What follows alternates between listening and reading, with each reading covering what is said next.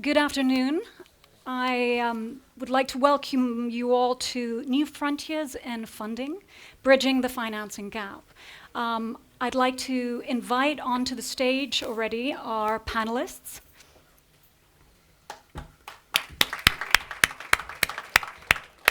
Whom I will introduce shortly, and a very impressive set of panelists, I'd like to say.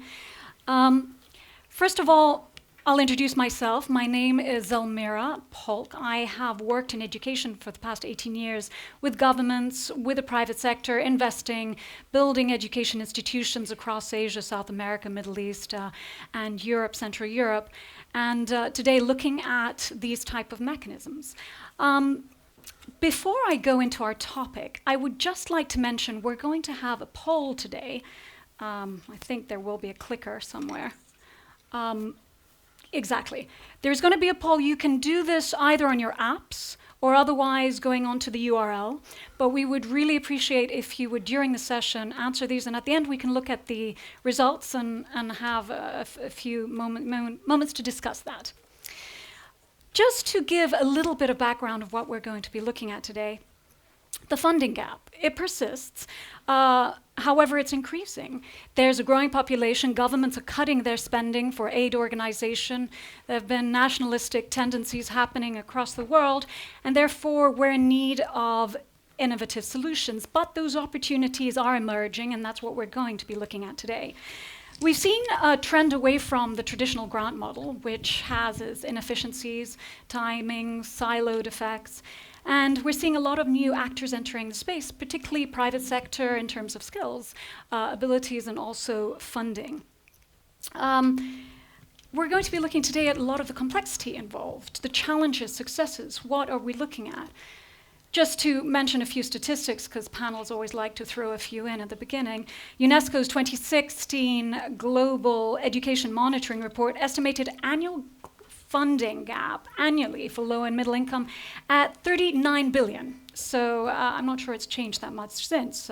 And the UN's 2019 Financing for Sustainable Development report has said if we don't change the way public and private financing happens, we have no chance of reaching any of the Sustainable Development Goals. So here we are today to have a lively discussion on this. We're going to be addressing the private sector. We've seen a move away from the 100% purely shareholder return focus and more socially conscious ways of investing. They're getting less risk averse, which is positive. However, they're looking for outcomes, be it tangible returns or otherwise results. Today we want to look at what's going to make the system more efficient. Should the governments be intervening? What is the role of the government? Returns for education have historically been low. Therefore, impact investors have looked at agriculture, climate, environment, energy, health. However, there is a changing trend with technology innovation bringing in solutions. There is the potential for higher returns and greater impact in the sector. So, question today is how are these tools viewed, perceived? Are we able to create sustainable tools? Are we just repackaging financing that has already existed? Do we have the data? Not yet, but we're getting there. So I'm going to briefly introduce our panelists. I will start off with Beth. Beth Yu Kyung Hong. Apologies if I haven't pronounced that correctly. Beth is joined us from China. She is the Executive Secretary General of the Jack Ma Foundation. She is also former project manager for Adventist Development Relief Agency, former business and administrative executive for High Key Technology, and former Director General for the Bright China Foundation. Moving on, we've got Ruben Vardanyan, who is an Armenian-Russian business leader, I think well known for his social entrepreneur and venture philanthropy. Ruben has done extensive work, scaling work, investing in the education space, also focused on achieving sustainability goals and humanitarian efforts. He's very well known in his commercial and deep-reaching philanthropic projects. Just to mention some projects, he founded the Skolkov Business School, which is the first private business school in Russia, and also the United World College School in Armenia. He's involved in numerous educational networks, Teach for All, World Colleges, to mention a few. Moving on to Safina Hussain, is the founder and executive director of Educate Girls. Educate Girls is a non-profit that strives for girls' education in India in some of the most remoted areas. To date, they have enrolled over 380,000 girls back into school, which is astounding. She's also the founder of the first Education Development Impact Bond, which we'll be discussing. And then finally, Dr. Amal Karbul, who is the CEO of Education Outcome Fund for the Middle East and Africa. She's also the commissioner of the International Commission on Financing Global Education Opportunity. Amal is a social entrepreneur, chairwoman, author, politician. She, until February 2015, was the Minister of Tourism in Tunisia for the transition government. She's been nominated as one of the leading 10 African politicians. I could go on, but we are time constraints, so I'll leave it there. So I would like to hand over to our panelists and give them each a moment to give a proper introduction on themselves, at which time we'll move over to some questions. Thank you. Thank you for the introduction, and we'll be very happy to be here to share some of the work we are doing later on.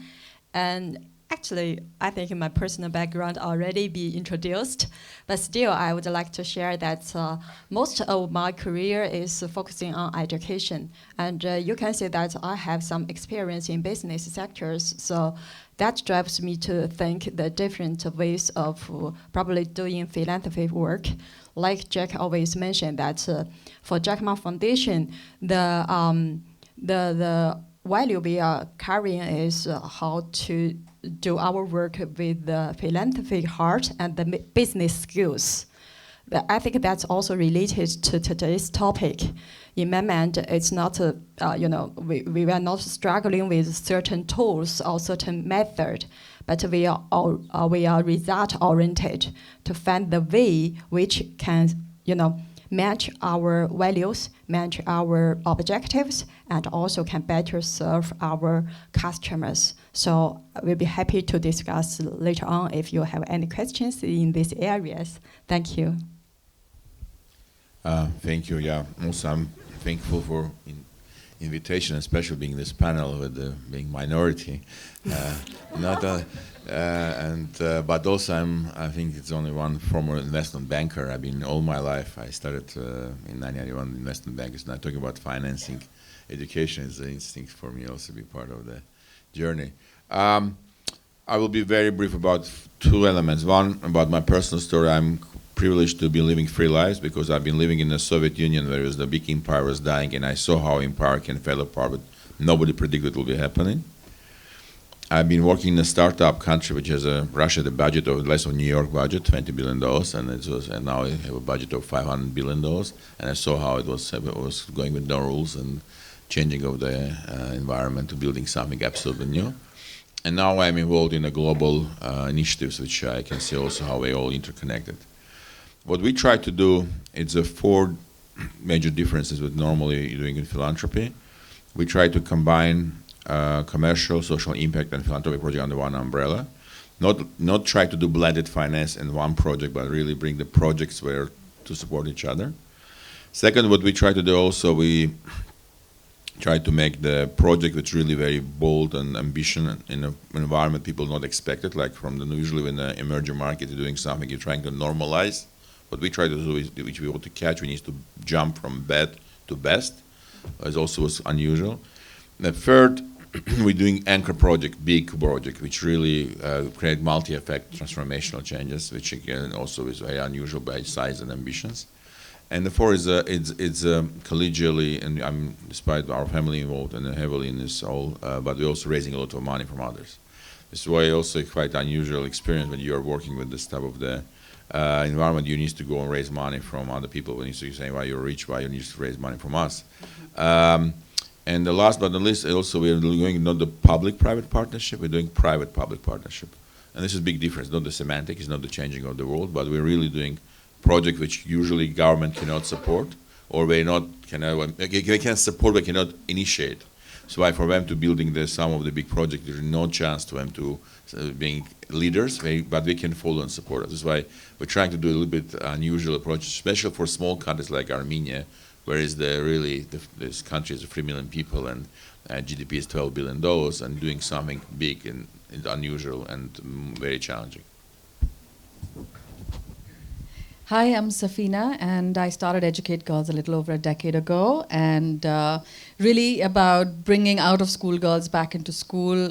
We have even though we made incredible progress in universalizing primary education, but we still have 4 million out-of-school girls, predominantly in rural, remote tribal areas. So in the last 11 years, we've, as you had mentioned, brought back a large number, but over the next 5 years, we actually want to solve 40% of the problem of out-of-school girls in India by bringing back 1.5 million out-of-school girls back into school.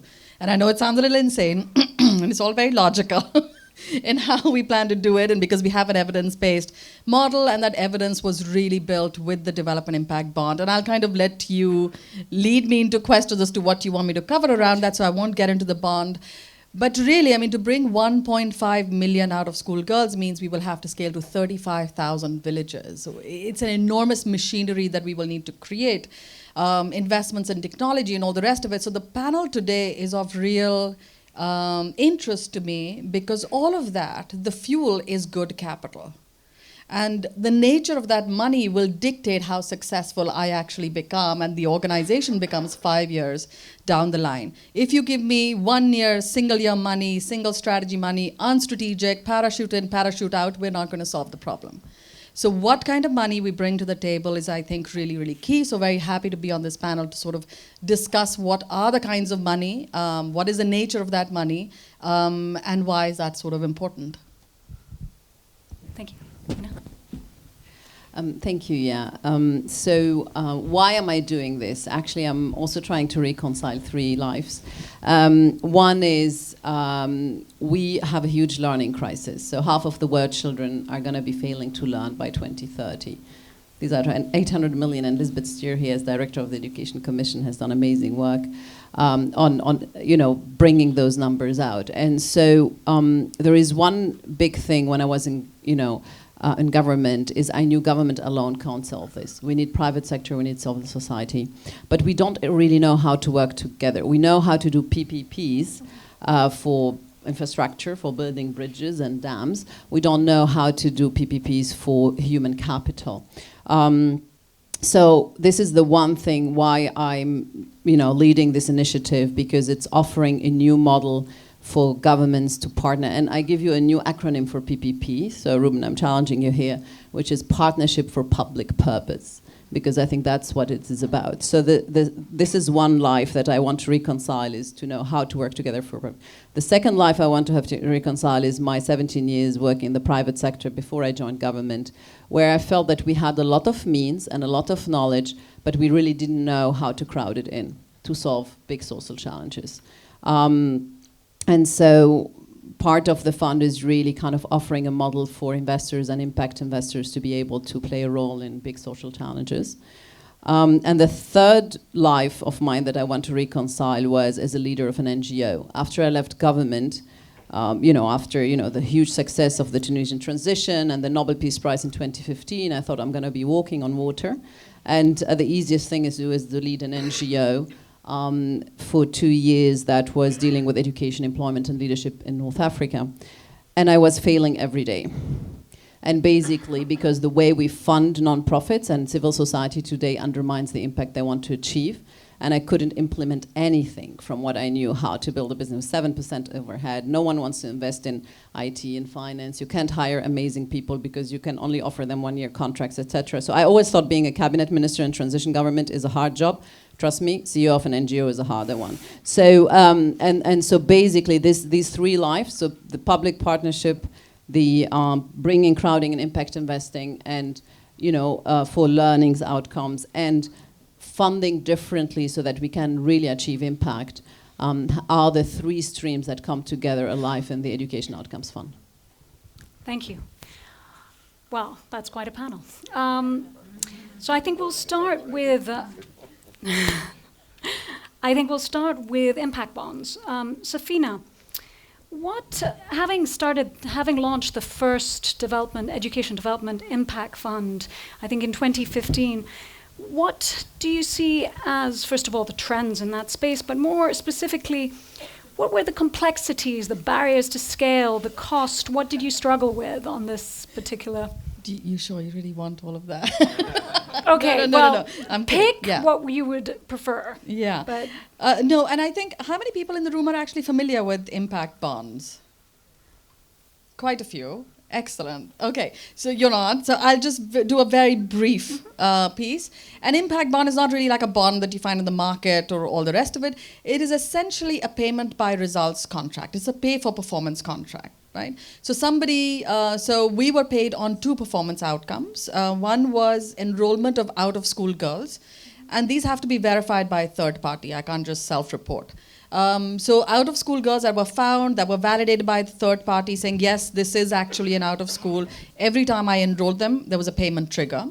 And then second was learning outcomes, which was measured by a literacy numeracy assessment. And so the third party evaluated the baseline and every year did an end line. And the number of units a child went up. So let's say my child went up 2 units on that test. A control group of regular government schools were also measured. And if their children moved up 1 unit, I would get paid for the balance 1 unit. And this impacted about 15,000 children. The bond overall cost was about $1 million. And in terms of, it was a 3-year transaction. And what the results at the end of the 3 years was 92% of all out-of-school girls were brought back into school and were staying in school. So that was the payment on the enrollment. And our target had been 78%. So we'd actually achieved about 116% of the target that was set for us. So we'd overachieved on that. And on learning, the first year we met about 25% of our target. The second year we met about 50% of our target. By the third year, we met 160% of our learning target. And we're talking about the most tribal children, children who could be malnourished. We're talking about the most marginalized population. And everything is delivered through a community volunteer. So that's kind of like the sort of overall framework of the 3-year transaction. The things that I will sort of say were really, really positive was, there was very clear destination. What is the result we were working on was very clear to us. So my teams know exactly what the outcome is, what the result is, and that's really refreshing to work with versus, just being like, I'm going to do this activity, and then I hope to God that, this will lead to, and there's just very sort of hypothesis-based. So very, very clear, which meant that we invested heavily in data, technology, in performance management systems. So for example, we actually studied through data what helps enroll a girl faster. Should I show a movie to raise awareness on gender norms to a community? And yes, we did it, and 5,000 people attend, and the awareness goes up, but enrollment does not go up. Or you do a neighborhood meeting or individual counseling, and you test all of these. So it actually forces you to make data-driven decisions. And we realized that neighborhood meetings and individual counseling is what actually shifts the result. You can do as many meetings as you like and a lot of talk, but it doesn't necessarily lead to the impact that you want. So one was really heavy investments in that kind of data and technology and feeding that data back to the frontline worker. And that's a big shift from grant money. Here you do the activity, then all that monitoring, evaluation, policing is done, then it's put in a report and it's fed to a funder. But here we actually didn't give the funder, the donors, any reports, any data, whatever. All the data was analyzed, cleaned, and fed right back to the frontline worker. So they everything is in service of the frontline worker. Complete shift in culture, in DNA of the organizations, which is really, really, really positive, which is how we should be working almost daily. So course correction, rapid course correction, complete decentralization. Because you trust your field staff to run. You don't centralize processes. It's a very, very, very empowering to work like that. On the negative side, I think because a lot of them focus on learning, it took us a long time to negotiate for equity and inclusion. So to pay for the out-of-school girls was a big, because everybody just wanted to pay for learning outcomes, but not necessarily for the out-of-school girls. So inclusion, equity, I think, it was 2% of our budget, but the senior amount of time that it took was enormous, the senior leadership time. And to be fair, it was also because there was no template.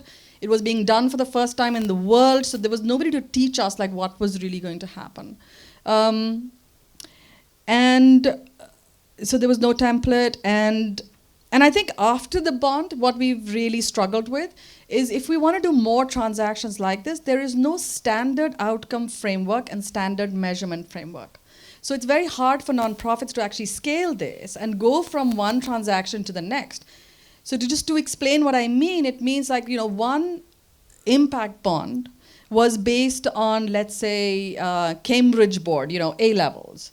And the next one is based on SATs. Now, I can't actually build the learning content, curriculum, training, all of that, the entire model for one impact bond, and then change it completely to go to the next impact bond. So the development of that marketplace is really stunted right now, just because we don't have a standard outcomes and assessment framework. And I think that's the biggest kind of gap that I see. So I'll sort of leave it there, and then if there's anything else you want to follow up on, I'm happy to. Just one question.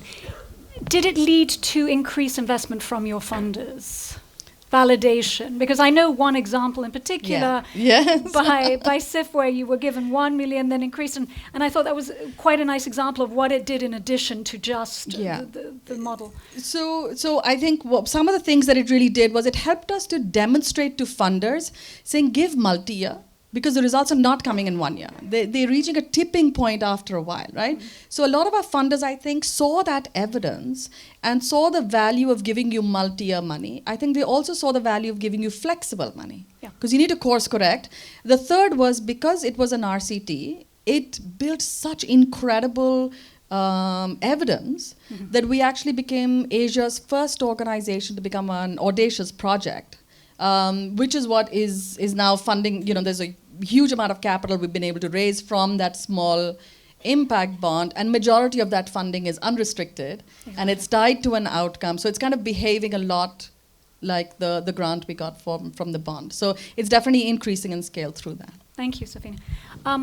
Amal, you are a big advocate for the outcomes. Just have to say the name of your organization. Could you speak a little bit about the challenges and misconceptions that you're facing in terms of this model? Yeah, it's perfect, Safina. You have always to speak before me, because then I'm going to stand on your shoulders. It's actually what Safina talked about as challenges. This is exactly what we're trying to solve. So these impact bonds, there are around 160 around the world, pay for outcomes, but very few. It's the only one in education development so far. And the challenges have been, one is it's quite expensive to make this contract work, because you have to imagine you have government, you have investors, you have donors, you have civil society, you have providers, you have third-party evaluators, etc. And I think it costs you around 1 million to transaction costs to do it, but the outcome funding in itself was, I think, around $250,000. $240,000. And actually, people were criticizing this. We weren't. We were saying this is R&D money, because we're not only you building on it, but a multiplier now in tens of millions, but we are building on it. So in a way that we say, in the fund, the smallest project will be 30 to 50 million. So they will all be in education. So means that we will build on what works, what price, what are the outcomes, what are template contracts, etc. So all the difficulties that Safina has talked about, not being able to scale, we're doing this, but you can't do this with 10 million. That's why the aim is $1 billion fund. The whole fund is in education, so we're not doing today education, tomorrow health, the day after poverty alleviation, and reinventing the wheel every time, which happened, sadly, in the impact bond market. So kind of having that results going through. And the biggest challenges we're seeing now is a huge risk aversion. I mean, there is something I just don't understand. It doesn't go into my mind that when we talk with outcome funders, we're telling them you're basically paying for outcomes. You're not paying $70 million in a textbook program that sent textbook to schools, and I go and it's ticked as successful activities, and you go 2 years later and those textbooks are in the headmaster's, closets, and no one has ever used them. So you are paying basically for learning outcomes, and if you were paying for learning outcomes for these children, I'm sure the textbooks wouldn't be there, and maybe they would have not even used textbooks, but something else. So in a way, today outcome funders still see this as quite risky, probably because it has to do with letting go of power, because it's actually you hold people accountable for the results, versus today you're holding people accountable for activities. You're holding them accountable to tell you what they're going to do the next 3 years and to police them if they spend the right money on every coffee cup. And now you're holding them accountable to achieve that girls move from primary to secondary and stays there 4 years and leaves with a degree. And whatever they need to do, you leave them the freedom. They need to build toilets, they need to do menstrual health, they need to work with parents, they need to train teachers, and maybe they need to do different things in different regions and different schools. And this type of working is a total game changer. And we are been the last 2 years building the plane while flying, I call it. We have amazing leaders like Safina who's done like the first pilots. And the idea now is we believe this outcomes fund are going to be for development what venture capital was for the tech industry. As long as one person invested in one startup, it didn't really move the needle. When venture capital fund came and had a kind of a diverse risk profile, this is what actually make the tech revolution. And we feel that outcomes funds, we are the first at scale. Tomorrow, I hope there are hundreds or thousands of them, will be what makes developmental challenges investable opportunities. Yeah. It's fantastic. Thank you for that, Amal. I think looking at the risk aversion of investors is our main concern in terms of trying to bridge this financial gap, and it does bring us to the blended financing, the different models that allow us to address that issue. And to that, I'll like to address the next one to you, Ruben. So we're looking at use of public and philanthropic sources of finance to increase private sector. Are these tools addressing that risk-averse nature of investors? What examples, models, trends can you give us?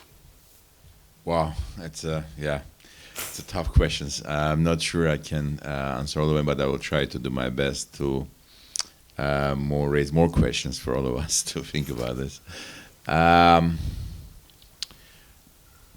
Coming from investment banking background, it's really, for me, it's fascinating to be now in this journey the last 20 years. During these 20 years, I raised around $800 million from other people's money, and we deploy our own $300 million, our own money. And I defined something which I think we need to describe before we're talking about this blended finance and all these type of issues. I think it's a couple points which I want to maybe provocatively emphasize, which we are not touching, is like ignoring elephant in the rooms. And I will say it's a couple more, before we're talking about blended finance, I want to be sure we're all in the same page. I will say the biggest challenge what we are facing, in my view, is time gap. I'm an investment banker. When you're looking at investment banking, you're usually looking at balance sheet saying, okay, you need to raise money in the same terms what you're deploying and getting impact. Okay, impact what we're talking, most of the areas that we are discussing, education specifically, is at 20 to 25 years. The maximum what we can raise today money is 10 years. Okay, I'm talking mostly, 10 years it's a best by venture fund, private equity fund. We are talking about 3 years bond. I'm sorry, we're talking about education. How we can really be, is mismatch which creating huge crisis of any instrument we're talking today. Because I think it's one of the key gap which nobody cover and nobody today can respond. How we can find the instruments will be the same time horizon, which is needed. The second elephant in the room, which really killing all what we're talking about blended finance, it's the state. The state spending money, like we talked about education yesterday with some people say, the $6 trillion industry, where is 90% money coming from in the player, who has a different criteria of success measurement, different criteria of how we, and what are you talking about private money, because it is so small and so minor, to really get some results and really achieve something, you cannot, because when the biggest player, like in Russia, for example, your state economy, where state players can influence to your entire economy, your commercial instruments will not work in the same way because you are in a non-comparable size. That's why it's the second challenge when we're talking about any financing. The third, I will say, it's also, I will hope it will be creating some negative reaction. I'm talking with high respect of NGOs, but if you look at the deep NGOs issues, because of the most of the money coming from donors who are not interested about result, but more about process or very emotional, and because of NGOs themselves is more from process oriented, you're getting the industry who are basically more process oriented and not result oriented. Now we can talk about some of them. I don't want to go about everybody, but in general, if you look at the industry, professionalism, and the way how the people feel what they are responding of what we have been responding is not result oriented. It's more flow again, process oriented. It's just, I think, three big elephants are really creating some big challenges for us to talk about any commercialization or any instrument which we can use in this industry. The four much more minor, but is also, I think the terminology is horrible. For me, the bond is not a bond. It's like equity is not, again, we're talking about something, and again, we need to be clarified. We need to define our new terminology, because what we are talking is absolutely no bond, because not debt, it's not obligatory, it's not, again, we need to create our own terminology more clearly. And of course, the measurement, one of the key challenge, what we're all talking about, how you can measure. And is measurement becoming challenged, like the day-by-day measurement, or how compare with others, or also output. For example, I will bring this simple example. The plastic bottles. 30 years ago, everybody was talking about this is the best social solution of the cheap water supply to the people who don't have access. 30 years later, we're now trying to solve the problem of the plastic bottles and saying how we can do it now. I can go about another example. We know a very admired foundation trying to solve one of the biggest challenges in Africa about malaria, and 30 million people dying every year, and ask a very simple question. Let's assume you solve the problem. In 5 years' time, you get 150 million people with no infrastructure, no school, no health care, no job, and you get a new problem of refugee coming now, and we'll now start a new problem solution again. This is why I think also the measurement of the one project by project and not looking at the big picture is another. It's why I think we are an industry which is, in one hand, becoming more and more developed, and more people looking at meaningful, doing business for purpose, or doing something with really have a meaning of life for millenniums. The same, the blending financing, like we're talking about this combine of the equity, bond, social bond issuing, or whatever, the kind of IFI money. In one project, it's a disaster also, because it's in one project you can getting all these different instruments, and it's creating much more confusion. The cost of doing this project. We're talking about India. At least in India you have a scalability. The other challenge, you talk about Armenia, 3 million people doing the same issue will be cost us the same amount of money, but the effect will be 10 times more.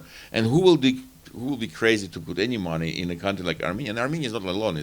They have 55 countries in Africa. From 55 countries in Africa, 30 size of Armenia by GDP or by, that's why we're talking about 40, 50 countries with the same challenge about how you can attract something where not working, and the cost of doing will be so high, but nobody will instinct to do it.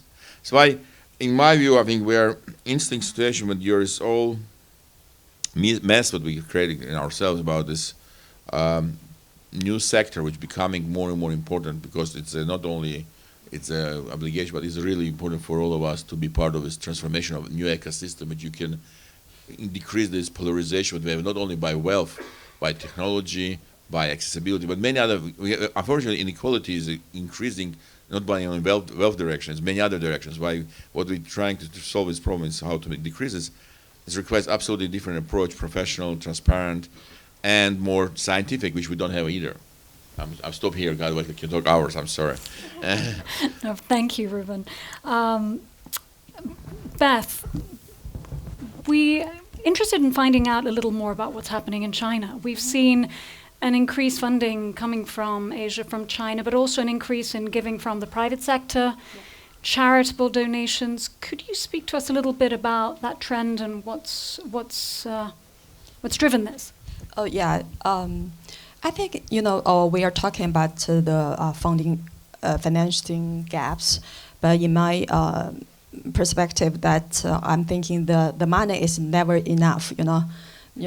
whenever we're talking about the resources and the financial issues, even 30 years ago or 10 years ago, we always think the shortage of the resources. But still, back to your question, I think in China now, because we are in the situation of the first generation of the enterprises, the entrepreneurs, now they are more like 50s and 60s years old, and they have, quite, get wealthy from their business. So, regarding to the improve of the,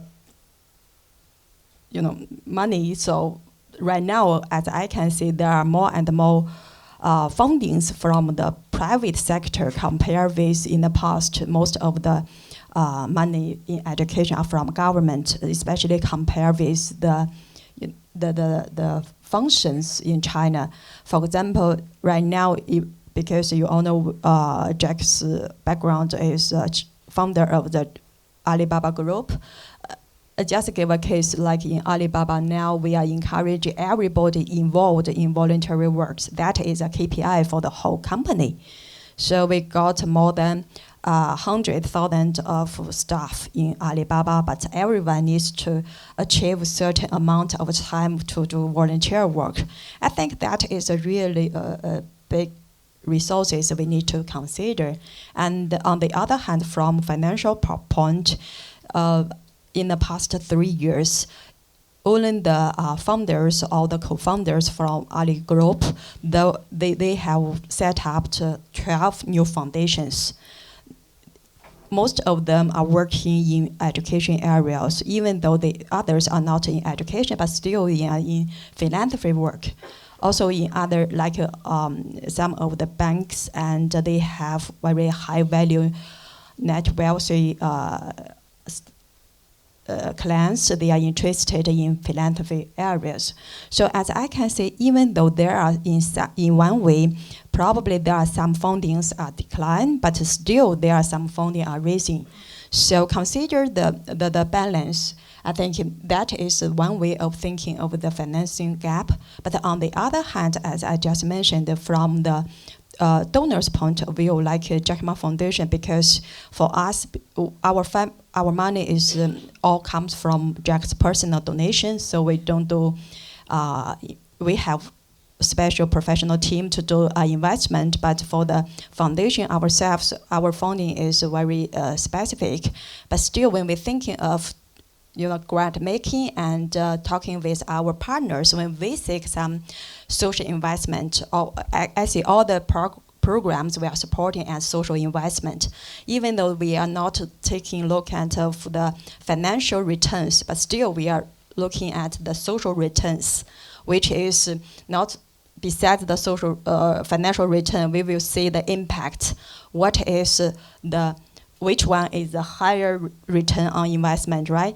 So consider of this, we always, chose those program or partners who are more transparency and also result oriented, and also they can leverage more resources.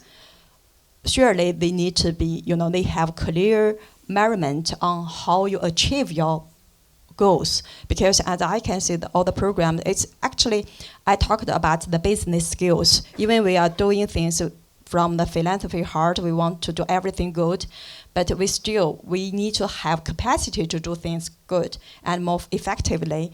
That's why, when we think of the trend, one way is how much money we can have in the pool, but still another way, how can we get that? How much you can attract for your program or for the whole education areas, because in our foundation we not only support in education programs, but also in environmental protecting and also the medical care, etc. But how can we awaken the consciousness and get more people or more funding investors to know the value of the human capital, to know the importance of the education, so they can put more money no matter in which way, invest or donation or in some social bond or social enterprise, but still they are looking at the meaningful social impact. So that's that's the way I see the financial gap. How we can, one way is to get more in this area, and how you can really measure your outcomes. Yeah. Thank you for that, Beth. I'm going to just come back to Amal for a moment in terms of scaling efficiently outcome bonds. There's a lot of people seem to, there's talk of inability to scale them, that one model doesn't fit all, the barriers to learning outcomes being enormously different. What solutions are there in terms of those type of questions? Is that something you could... And I think, look, while I think I love what we do, I don't think that the tool is the tool just because of the tool, Mm-hmm. So maybe it's not the thing, but it's a thing to a thing, So, for example, just to answer the state question, I'm going to make it very concrete. We are working with anyone from Ghana here? Yeah, we're working with the government of Ghana, where we start to say, okay, what outcomes do you really care about? And I love them. We do amazing work. So anything critical I say is on that backdrop. But at the beginning, they were like, okay, yeah, we have problems everywhere in the education system. We have too many bodies in classrooms and too few educated minds learning.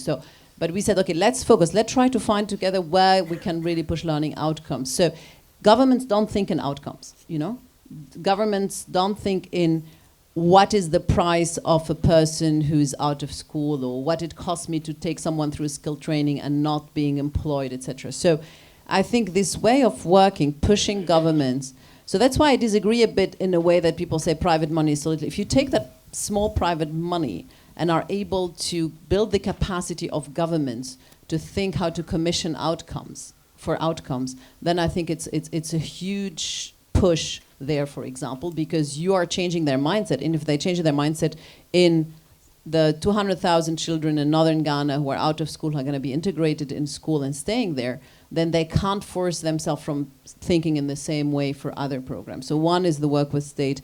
Maybe another comment about the scaling is also the measurement. Yeah, for people who are not from education, they will think, measurement. But we have to understand education is the least reformed institution of the world. Yeah, so more than 50%.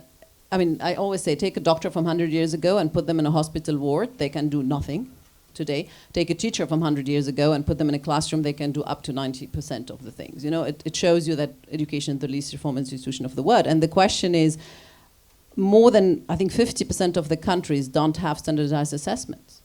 We don't actually know if children are learning most of the times.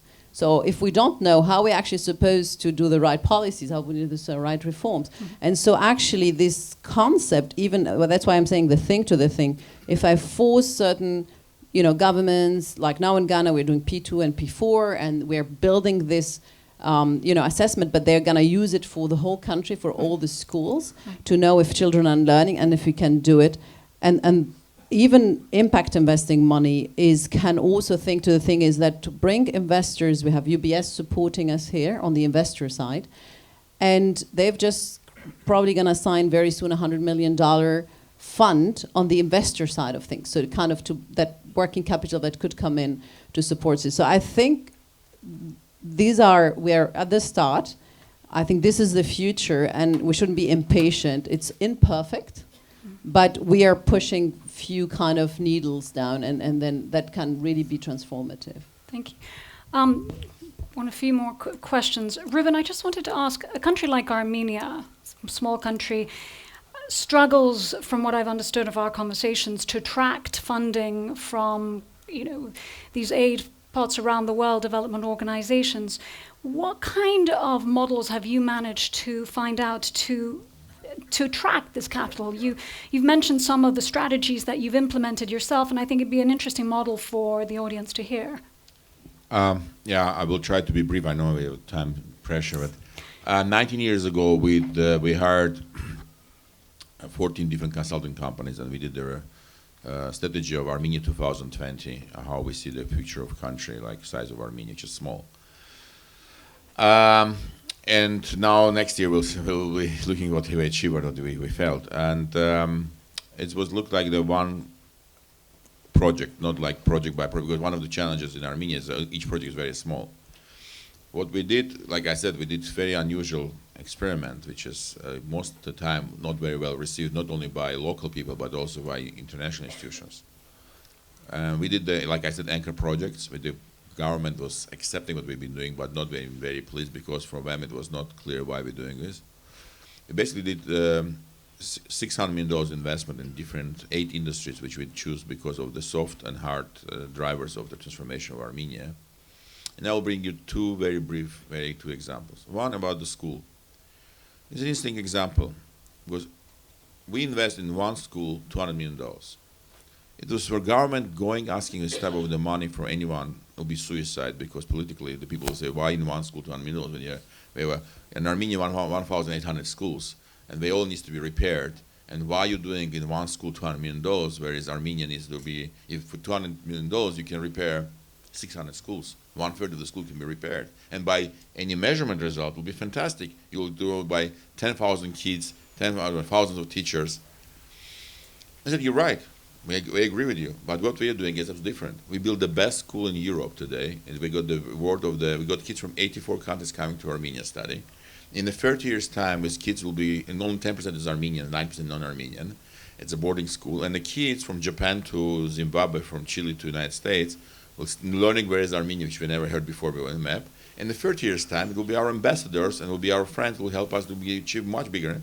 Plus, we got in the map of the education now, we get all the best conferences. We got teachers from 18 countries.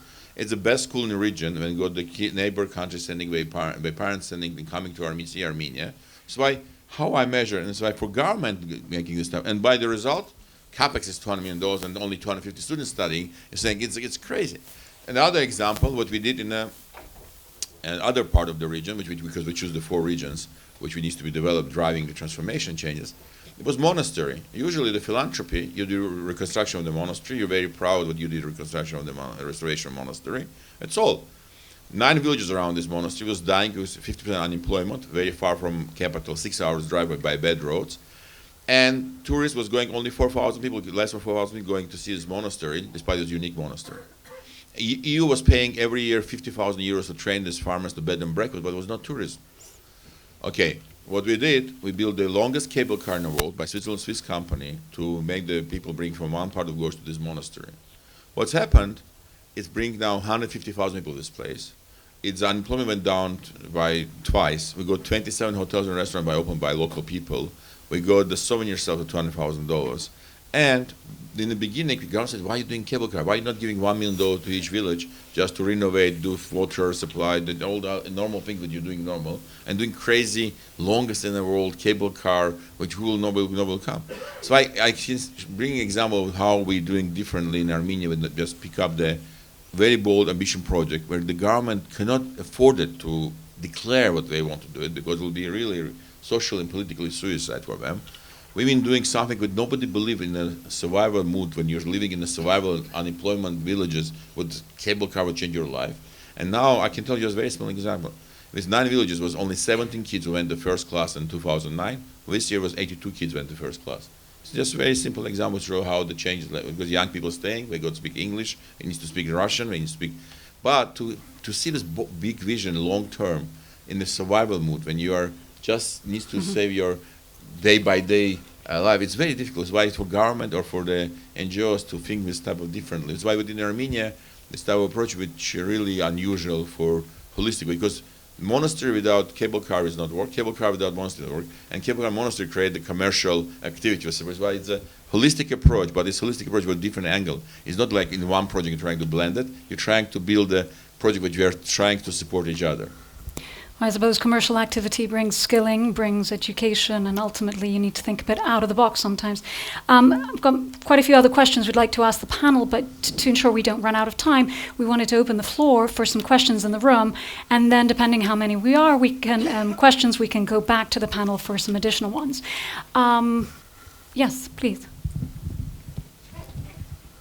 Do we have a microphone for the gentleman by the wall?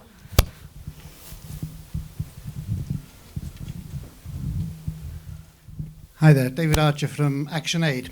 So when we're talking about the new frontiers of funding, it seems to me that we need to keep in mind that the really big challenge, the really big financing will come through domestic resources, through expanding the tax base and getting a fairer share of spending for education. The IMF recommend that countries should, they believe that countries can expand their tax to GDP ratios by 5% in the medium term, say 5 years. If countries did that, you would be dealing with a doubling of the spending on education, on health and social protection, and on water and sanitation, all of them, from just that one single action, which is within the IMF's realm of recommendations. It is achievable to massively increase financing for education, particularly in low-income countries. It seems to me that all of the efforts of innovative mechanisms should be designed principally to leverage good use of the domestic budgets for education, and that there should be a much stronger connection between the money that is put in through innovative mechanisms and that requirement to leverage deeper domestic financing commitments, not to displace them, not to distract from education system reform, but to really sort of drive that system reform and drive that sustainable financing. Because everything else is short-term, unpredictable financing from outside. The big change comes from long-term sustainable domestic funding. Thank you. I might take one or two questions and then we can go back to the panelists. Could I just ask that we keep it to questions and keep them short so that more people have the opportunity? Gentleman who originally at the back there, and then come forward to the lady in the front row. Great, thank you very much, and thank you to all of you for your bold action on shifting from tools to goals. Safina, your model is an incredible example of doing distance-based measurement of success. I'm just curious about your, or Amel and the panel's thoughts on weighted distance traveled measurement. And by that I mean, if I start at 80, to get to 100, that might be an easier job than moving me from 60 to 80 because the complexities of my life are far more significant. So your model definitely paid for distance traveled, but perhaps didn't account for intersectionalities of equity issues when I'm further away from center. So just curious about a weighted distance travel model. Thank you. And yeah. This question is for Safina and Amal. You worked with a whole set of investors as you're working on, foundations, private sector investors, even investment banks looking at the bonds. What's your advice to investors? Because you've seen the challenges of working with all of them. And as new investors are thinking of participating in outcome bonds, what's your advice to us? The second question is that even as new funds are coming up, setting up outcome bonds, their pipeline is very thin. And that's largely because, especially in education, some of the programs are not very outcomes focused. They've been output focused. What is in your experience of working and delivering against an outcome bond, what is your advice to these education programs on how you could transition and actually leverage this new blended finance model? I think it's a great opportunity for the sector, but a lot of programs are not applying for it, and I'd love to see more applying for it. So what's your advice to them? Thank you. Thank you. I think we'll stop there. I think with quite a few, and if we could also kind of keep to the questions quite short so we can move to others. Safina, Mel, would you like to take those? Yeah, okay. So maybe I'll take your question first, and Amal, you can take the other one. So in terms of advice to investors, I think first and foremost would be patient capital, right? I mean, for us, UBS was our investor, and first 2 years, we weren't meeting our targets, and they didn't just be like, oh my God, that's it, I'm not gonna give you any more money, or to breathe down our neck. They really did give us room to just do what we needed to do. They asked us to sit on the same side because they're going down this journey for the first time. So be their partner. Somebody was telling me, I don't play golf. Maybe you play golf, Ruben. But they were saying there's something called the money shot or whatever it is, right? And where the prize is at the end of whatever the shot is, and your tendency is to squeeze at that point because of the stress and whatever. But actually what you need is really do a kind of baby's grip, like very light touch. So give them that room. So don't like just suffocate them. Sit on the same side of the table. Try and diagnose with them what the issue might be. So for example, we weren't getting results in lots of different areas. But let's say doing subtraction with borrowing, right? And they gave us the room to do a lot of error analysis, go back and really rethink what's really going on. And we realized that our kids didn't understand place value. And so we built a lot of lessons for place value, and then boom, but instead of just sort of policing, there's a whole tendency in grant money with the M&D framework is just to be a policeman. So we have to stop being a policeman, and we really have to say, what is going on? Let's do some error analysis. Let's just test different things and figure out what it is. We had variances in out-of-school girls enrolled. And instead of, again, like hammering us, they said, what's going on? Why is there such a big variance? And we realized that age proof in the village can really vary. I can say the girl is, 7 years old, but there may be another there's no paperwork, there's no birth certificate that's going to establish it. So, and when you're tying your payments to exact. So you had to build M&E frameworks with a lot of empathy. And so you have to still build a lot of the relationship between the service provider and the investor with a lot of empathy and with understanding. So that would be my sort of major advice. And in terms of pipelines not being there, unfortunately, all of this, you wouldn't need, if you wouldn't need social impact bonds and blended finance on all of these complicated instruments if actually all the money coming into the into the development space, including government money, was strategic, flexible, results-focused. And because it isn't, we haven't actually grown nonprofits. We've not incentivized that behavior. So I think before that pipeline increases, there really needs to be a generation of funders who incentivize all of those things. They incentivize failure capital. They incentivize this gentle shift. We work with NGO partners on the ground, and it takes us 2 years to get them to actually start delivering to outcomes. First year, nothing, because they've never done it. So I think, again, that also requires a lot of patient capital and even maybe some middle layer of capital that is for pipeline building. If you're going to do $1 billion fund, you will probably need some intermediate capital. You will not be able to take NGOs straight from being input based, because that's how they've been funded for, since they existed, to saying now just become results focused tomorrow. So I think just generally, gently sort of taking them down that. Thank you, Sudhi. I think we're taking an equity approach. I think we have a problem with the mic. We good? Does it work? Yeah.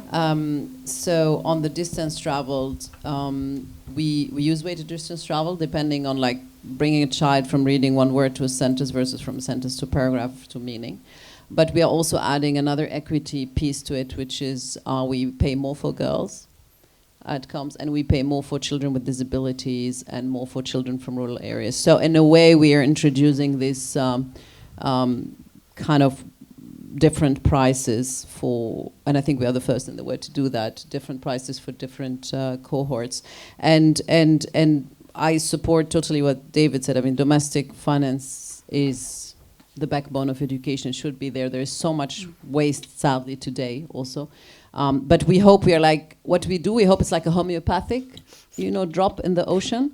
Like by having those conversations with government about outcomes, by supporting governments to think more about how they assess learning, by paying more for girls, by paying more for children with disabilities, we want to take them.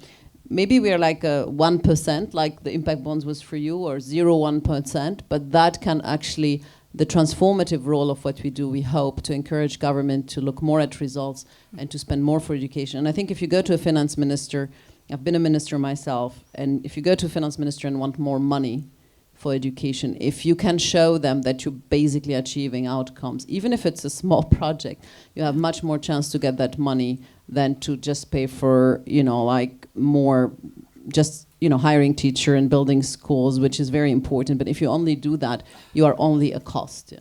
Thank you. Questions? The gentleman at the back. Can we have a microphone here? And then can we also have a microphone here in the front? Hi, for the next one? This is Ji Liu. I'm from Shenxi Normal University. This is a question, I guess, for all of the panelists. I was wondering, what do you foresee the role of the public sector in the future of the financing? Do you see your funds, your investment banks, your bonds as a means to achieve an end, or do you see it as an end itself? So I hope to hear some of your thoughts. Thank you. Thank you. Well, let's take the one in the front, the gentleman. Thank you. This is Halafom from Ethiopia. Imagine one day a partner organization with EAC.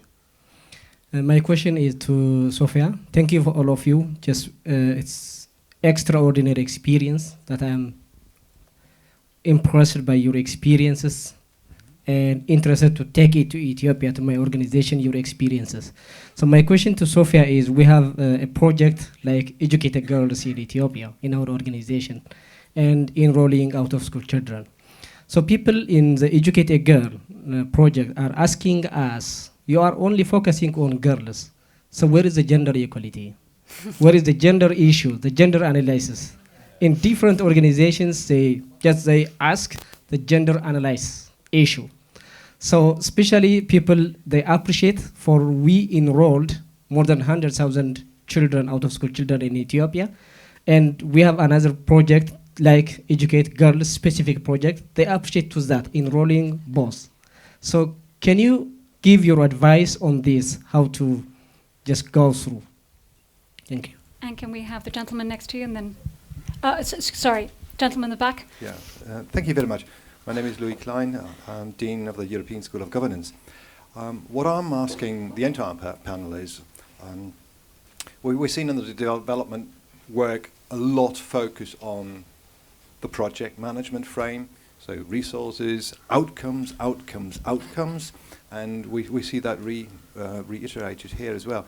But how can we distinguish between a framework of getting things done in contrast to letting things grow, to prepare for innovation, to prepare for emergence of outcomes which would not sort of taking from the past saying, oh, this is what we wanted to achieve in the past, so we're going to fix something.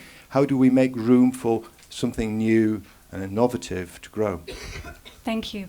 Can we take one more, or would you like to immediately address those? We'll take just the gentleman here, and then we'll have some responses. Thank you very much. So my area of expertise is digital transformation to enable the workforce. What we are facing is many people are getting diploma from university, but they are not getting a job. So there is a key structural skills gap between the outcome of universities and the marketplace. So our area of expertise is to fix this skills gap. What we are seeing is people who are having diploma, but they don't have money to get the service, to get certification and training to upgrade their capability to embrace artificial intelligence, blockchain, data analytics, to become employable. What is your suggestion in order to help those people have access to finance to get to the marketplace? Thank you. I think we'll start, Ruben, would you like to start with our first question addressing the public-private finance question? Do you want to? I will say it's an interesting challenge because the public sector, like I said, we have a interesting situation. We forgot about, in 1945, it was only 74 states. Today we have 210 states. And we are assuming that the state is very efficient and we understand what we're doing. And the other problem, the public sector, it's really was being driven by social mandate, which is very important. And the result oriented is a little bit different how we measure. That's why public financing is becoming a very critical element of what needs to be done. I think the public sector will become continue big player. We are living in a world where the public sector will play their big role. The financing will come from public sector will become questionable because one of the things which you have said about increasing the local financing, 85% of Armenians never left Armenia last 30 years because of being very poor. And we're talking about what they want to get, and if you ask public opinion, they will be very narrow thinking, and they will be thinking about something which is today's problem solution. So I think to thinking big, like one of the achievements that been achieved, we got the best diaspora people involved in our project because it was a very big project, not the small project just to normalize situation. So the public finance will be continued significant, important part of this transformation of most of the countries. But in emerging markets, the key challenge will be the gap between emerging markets, 160 countries and 50 countries will develop, will be continue big because we are always thinking how to fix the normalizing situation. And this is, I think, one of the challenges that needs to be considered seriously, rethinking, because only jumping from very bad to best, you can really make this gap smaller. Safina, could we address the gentleman from Ethiopia? Sure. Yeah. And that's a really big question. Eventually, but just to kind of explain that, when we work for girls, we're actually working for equity. Which means that when Educate Girls is working, we're actually bringing a gender lens. It doesn't mean that we don't work with boys. So, for example, our door-to-door survey, and we've knocked on over 5 million households in the last few years. We're actually looking for data on both boys and girls. But at the end of the day, there are more girls who are out of school. But if you find boys out of school, they're enrolled as well.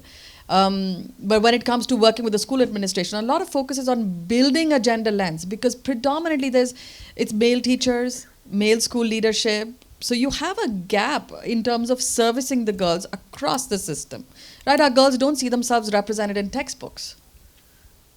There's no positive stories about girls. It's either reinforcing the same stereotypes. So the work with the gender lens is across the spectrum. When we do learning in the classroom, we do it with both boys and girls. You don't leave a child out. You do it with everyone. Even our community volunteers, 60% of them are young men and 40% of them are young women, because equity is a battle that we need everybody to be involved, male and female. But the lens that we bring, because that lens of injustice is that gender lens in terms of where we work. And currently we're finding, because we have such incredible data that we use, and I'm going to come back to that 40%, because we have data from over 5 million households, we're able to use machine learning and really be able to predict where the maximum number of out-of-school girls in the country are. And what we're finding is that 5% of the villages have 40% of the out-of-school girls. But the model there will be will be with the gender lens, but will cover both boys and girls. But we know this is where we're going to find 1.5 million girls, 40% of the problem. So. Thank you. Amal, could you maybe address our question in terms of outcomes and the long-term aspect of it, maybe just briefly? I mean, I wished we were outcomes driven. I mean, I can speak at least for education. We were looking at finding projects that really where you could see the outcomes and the price per outcomes. We took, I think, 700 projects all over African education. We draw them through funnels. I think we ended, Max helped me with 20. Less than 20, 16 or so that really had actually, let's say, robust evidence base that they achieve outcomes. Yeah. So, I mean, like just putting that on the side. And when you have in certain countries up to 80% of children of the end of primary school not being able to read a sentence for meaning, then you really have a problem with outcomes, So, I mean, I think on the basic level, there is this issue that we are not achieving, not enough children are learning to be able to thrive. On the other side, actually, I was once on a panel and someone said, no, we give actually the NGOs and nonprofits we work with grants because we trust them. And I said, no, we trust them more. Because I tell them I want a child at the end of primary school, let's say, to be able to do this. Or I want a person who doesn't just go to skills training, but I want to pay when the person is employed for a year. And how you achieve this within, obviously, ethical standards is your problem, not mine, So maybe this NGO in Colombia who was only offering skills training or tertiary, suddenly being paid for people being employed, which are marginalized women from indigenous communities, changed completely the way they work. They hired people to work with employers. They became much more demand-driven. They start a different conversation. They change their curriculum, etc. So, and this is where the creativity and innovation comes. When you hold people accountable for results, but don't take a screwdriver approach with 200 milestones to follow them through all this. And the last point, I think one learning we've had from many organizations, what happens in grants, if you don't achieve the results at the end of year 1 or 2, you get cost cutting, which is killer. It kills the organization and the project. An investor mentality is when you don't achieve the results, you invest more.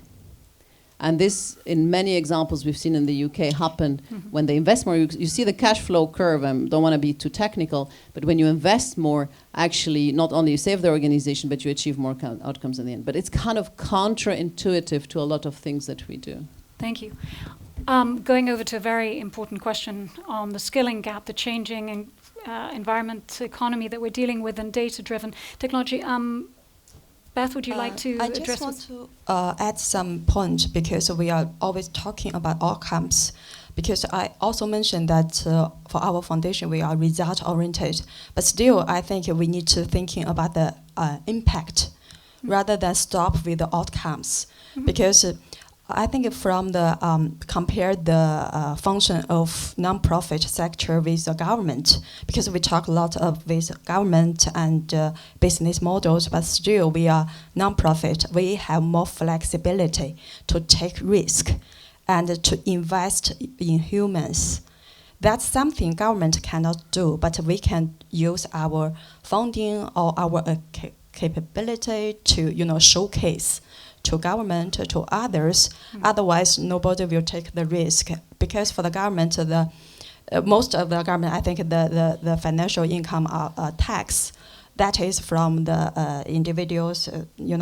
They cannot. The government, they cannot do anything. Very risk taking or very innovative. That is their responsibility. But who do the innovation? Who take the risk? I think that is, in one hand, is a business sector. We know the impact and also the outcomes we want to achieve. Then we can, innovate. But still, but it is profit driven mostly. Even we have some social, impact. But still, for the non-profit organization in this sector, we have that responsibility to take more. So I just want to add, we, as a foundation or as NGOs, we cannot, outcomes is very important. The measurement is important, but we cannot stop there. Yeah. Thank you, Beth. I think we're coming close to the end of our session, so I just want to touch upon the polls, which I hope you've all responded to. Could we see the results?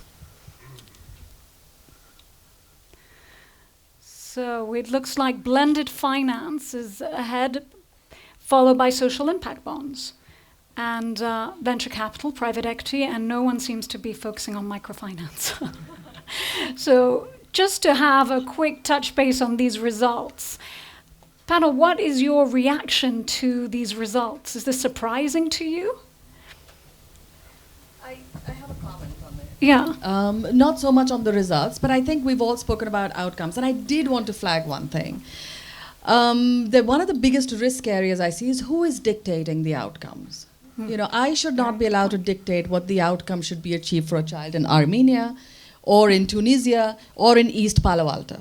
Yeah. One of the big risks I see of these instruments is who is dictating the outcome for a tribal child in a village in India, right? And therefore the role of the government or the public sector or something else needs to be really, really kind of thought through. Because outcomes, if we start to have a lot of bespoke outcomes dictated by money, then we have, it is a risk area that should be kind of looked at. So regardless of what instrument people feel, I think all of us really need to focus on who is defining and what is really the outcome for that child that we really want to work for. It's a very good point. I think also it's a little tricky, the blended finance, because social impact bonds very often are also considered a blended product, so that can be brought.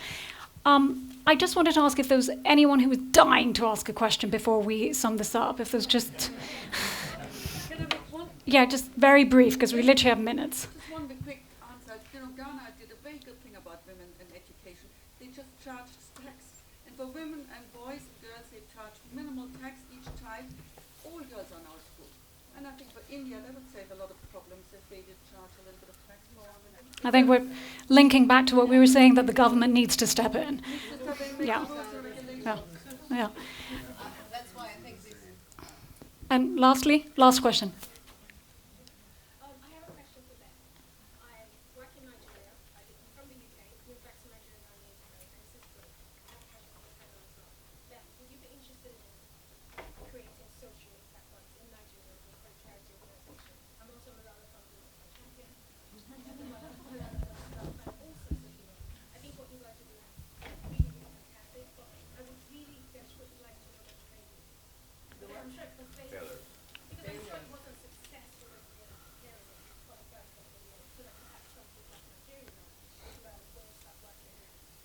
Okay, I have literally a minute left before I get told I'm cut. So just quickly for the rest of the room to hear, would Beth consider setting up a social impact bond in Nigeria?